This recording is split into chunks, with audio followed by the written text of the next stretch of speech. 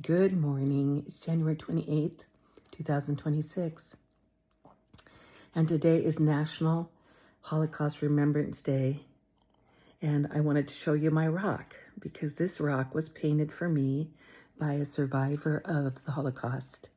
Valley was a friend of my mom's, and she, as a young girl, was taken by the Nazis. Her and her mother were put on one of their death trains loaded like cattle into a small compartment and taken through Siberia in the dead of winter.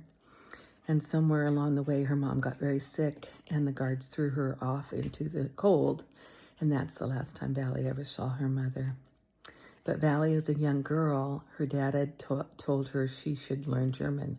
Well, she was a Russian Jew and did not see any reason to have to do that.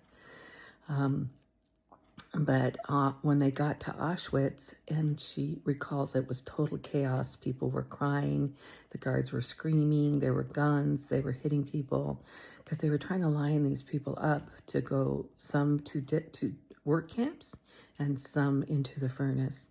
And they asked, does anyone here speak German? And Valley was able to raise her hand, and that saved her life that time because she was able to translate the German commands to the Russian people.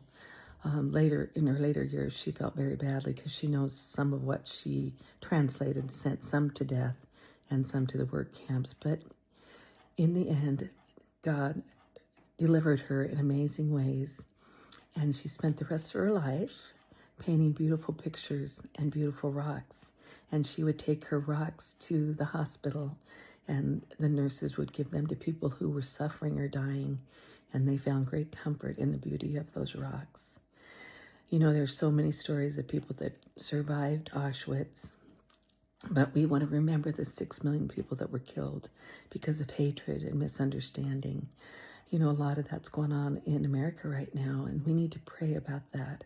We need to pray that the God of reconciliation, His Spirit moves among the people, and that peace and love will be renewed in America. And right now, if you have a care, I want you to turn it into a prayer. And remember, we don't ever want to see a Holocaust again. And we are so thankful we are born in America with the land of mercy and hope, one nation under God. Have a wonderful day. If you have a care, turn it into a prayer. And remember, God and Grandma love you.